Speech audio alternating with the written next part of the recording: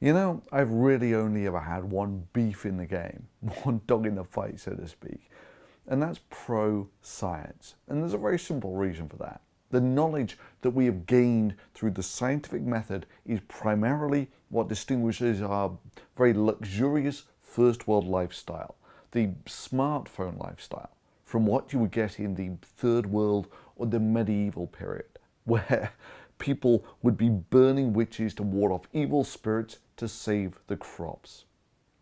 Now, in that service of that goal, I fought against all sorts of anti-science people.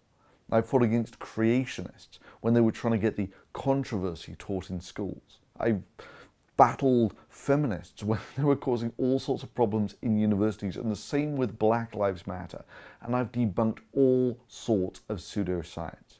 The bottom line is that I'm really not here as a crowd pleaser. I'm here to fight for science. I mean, it's almost a tautology that inevitably, if you're going to actually debunk something, you're gonna piss some people off.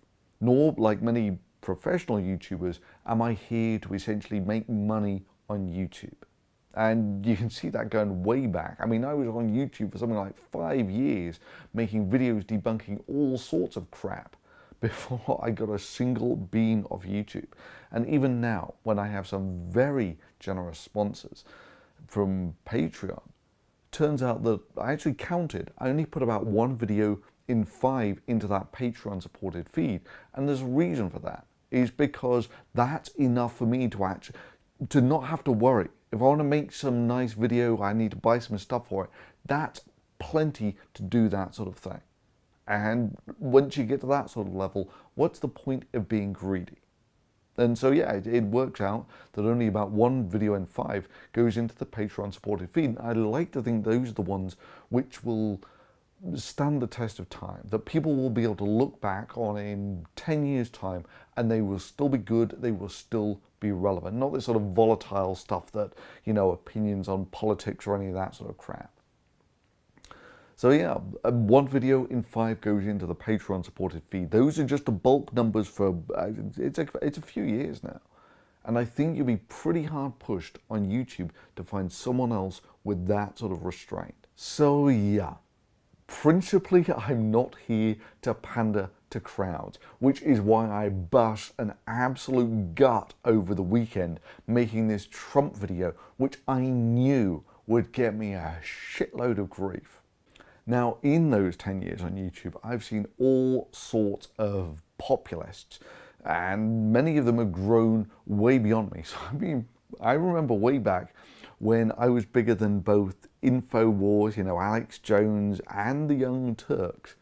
And I watched how they grew and overtook me, and now they both get over 1 million hits per day, way more than I do.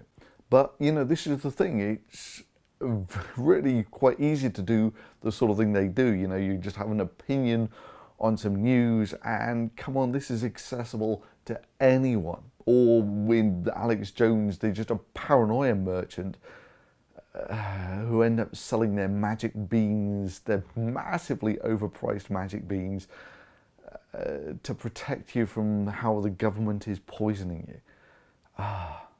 And then once you get into this sort of thing, the formula is so painfully simplistic that you just get some viral news story of the day and pass some banal, tepid, middle-of-the-road opinion like, well, I can see why some people like Trump in that he's a strong man. He doesn't take any crap off anyone.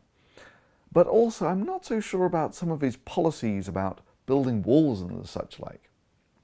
And then, having given some sort of completely unoffensive opinion, you go for the audience participation. Well, that's what I think. I want to know what you think. So please leave a comment below. Oh, and of course, don't forget to rate, comment, and subscribe. But anyway, one of the reasons this sort of thing is so popular, of course, is once you get into politics, everyone thinks that they know it all. Everyone. Everyone. And so, yeah, I know what you're thinking, but it really doesn't matter whether they're libertarians or liberals or right-wing or whatever. I mean, if they're libertarians, they'll tell you that if you're not a libertarian, then you've just made the state your god. And you worship the state like a god. You are a statist. Or if you're not a liberal, then you're obviously just a racist homophobe who hates women. Or if you're not right-wing, then you just want to tax and spend. You just want to spend other people's money. And of course, if you're not alt-right, then you're just a salty cuck who should stay out of politics. Oh yeah, and I get that a lot, that I should stick to science and, leave politics to the anti-vaxxers. Yeah, I fight for a cause, and that cause is science, and so it should come as a surprise to no one that the guy who is an anti-vaxxer, the guy who thinks that vaccines cause autism, does nothing for me. Or the guy who thinks that global warming is just a conspiracy or some crap, and denies that it has anything to do with man-made activities, that guy does nothing for me. Or that the platform that wants to teach the controversy, that wants us to have creationism taught in schools, does nothing for me. So sure, Trump won. The anti-science candidate won. Odd thing is though, if you take a look at the comments on my video or on my Twitter feed, you'll get the distinct impression that people, maybe through projection of some sort, see this as some personal defeat for me, rather than, say, for instance, a self-inflicted wound that they've done on themselves. So let me give you an example. Let's say I debunk the water sea, this thing that's going to pull water out of the air, completely and utterly, which I did. And it still keeps pulling in money, which it does. It's pulled in over $250,000. And these people from the waters here come by, they didn't, but just say for sake of argument they did, and they say, ha ha, you're just salty because you're jealous of our brilliant water seer idea.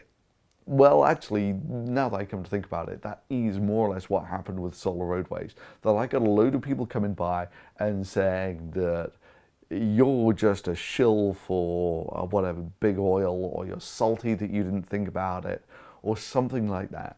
Now, true, with solar roadways, the number of people who have been sort of criticising me for that has diminished over time, which may be something to do with the fact that they were just gloating over a massive self-inflicted wound.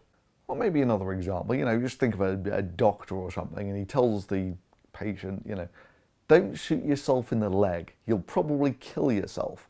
And the patient looks at him and sort of looks at his leg and shoots himself in the leg, and then sits there with a shit-eating grin on his face saying, you're salty because I didn't die.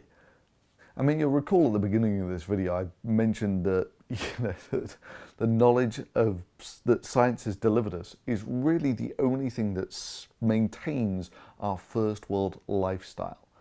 Well, there are two choke points, two obvious choke points that mankind is coming up to. The first one is the antibiotics resistance. Now, we've had antibiotics for about 100 years, and over that time, due to a lot of scientific illiteracy, we've used those antibiotics recklessly and industrially.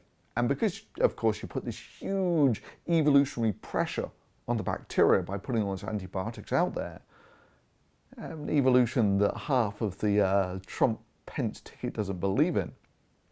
But because of that, you've now actually got these genes, these antibiotic resistance genes that are widespread in the gene pool. Now, those are going to be there for hundreds, maybe thousands of years. And as someone who is pretty close to the drug design type area, I can tell you there really isn't a lot that will ever be able to replace these. So in other words, we've blown it with the antibiotics. It's not so much a matter of, if this becomes a problem, it's a matter of when. And when you do get this widespread antibiotic resistance, even mundane things like a paper cut or something can turn into a life-threatening condition. And virtually all operations, I mean, it's a complete game changer. At the moment, if you've got a bad appendix or something, they just chop you open, chop the appendix out, sew you back up, give you some antibiotics, and you're more or less done. If all of a sudden you lose that ability to have the antibiotics be effective, these things again become life-threatening conditions. And you know what's not going to help here? Is someone with the scientific illiteracy that they think that vaccines cause autism as the president. Second significant choke point that we're coming up to is related to global warming, not in these sort of minor issues about how we're going to get more storms or something like that.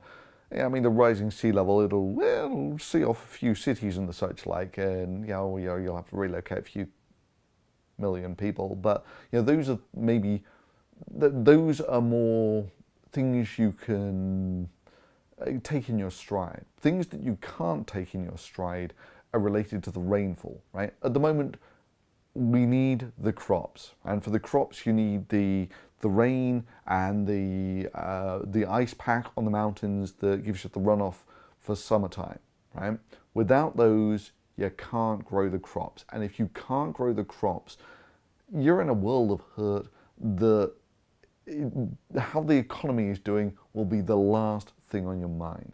Now, honestly, there's probably not a lot that any single nation can do about that, because it's a sort of global problem, and one nation acting unilaterally is not going to help.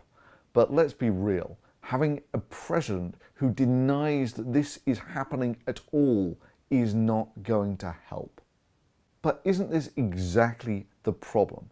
That, if you actually want to understand problems, then you need to know all sorts of things like what's the partial pressure of carbon dioxide in the atmosphere, what's its extinction coefficient, what's the heat flow like. These are not things that most people care about when they're voting. All they care about is, I like Trump because he's got a nice smile and he says that he's going to make America great again, and he's going to do terrific deals with people. He's going to do good deals because no one loves people like Donald Trump. Yet for a lot of people, they vote on how it makes them feel, not on the facts. Facts are difficult. Feelings are easy.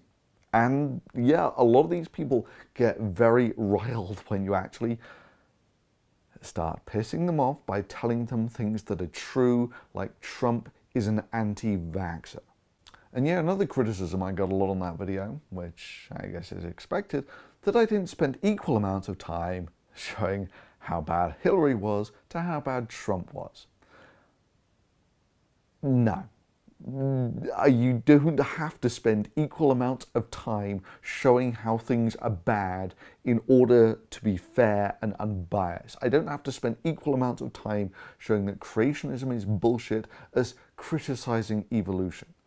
And yeah, I don't greatly care about what is popular thing.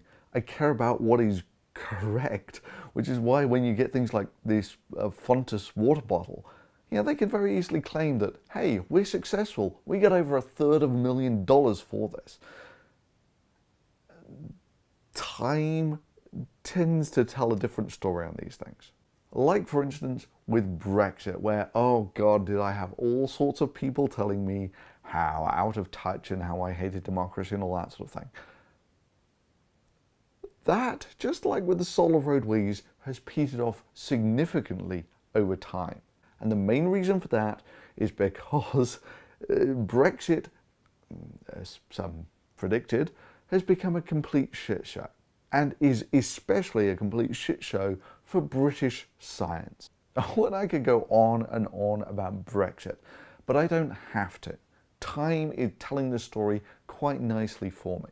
And sure, if by some miracle it does turn out in the long game that I'm wrong, I'm perfectly fine with that. Reality is what it is. But I wouldn't hold my breath.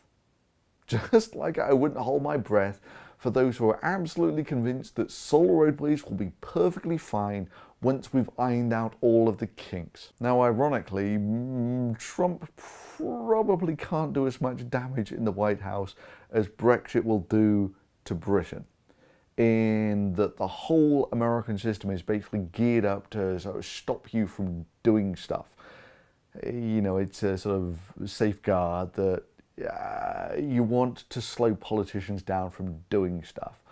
And so we'll see what damage you can get from having an anti-vaxxer, climate change denial, pro-creation ticket in the White House.